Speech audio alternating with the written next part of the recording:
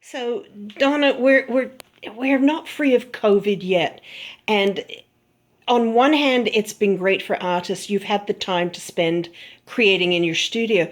On the other hand, showing people your creations. It's been tough for galleries and artists as a whole, this whole COVID quarantine lockdown thing. Absolutely. And I think that artists are struggling. You read the news that's coming out of New York, which I see as pivotal in the art world. And there are all these big galleries are going on virtual shows.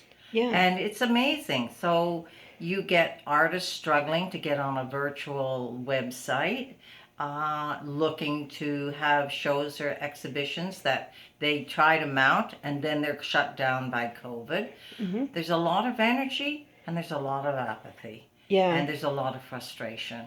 And I think the artist has to really hang in there. Yeah.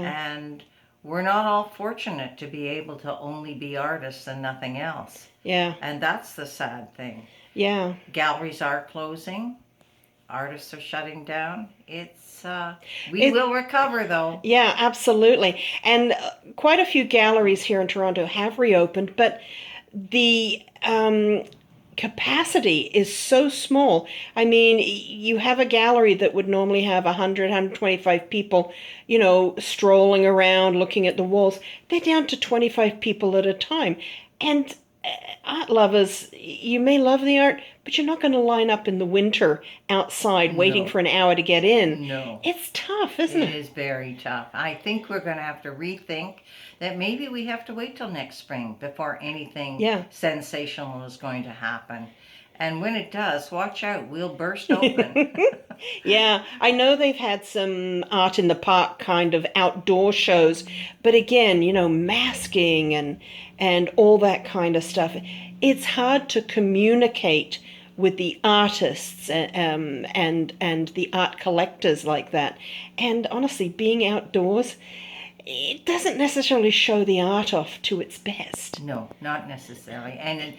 And a virtual art show doesn't show the artwork off to its best either. Exactly, the lighting and also perspective. You don't know how big it is, and how tall is the artist? 5'4" or 6 foot? You don't know how big the art That's is. correct. It's like, will it fit on the wall above the sofa?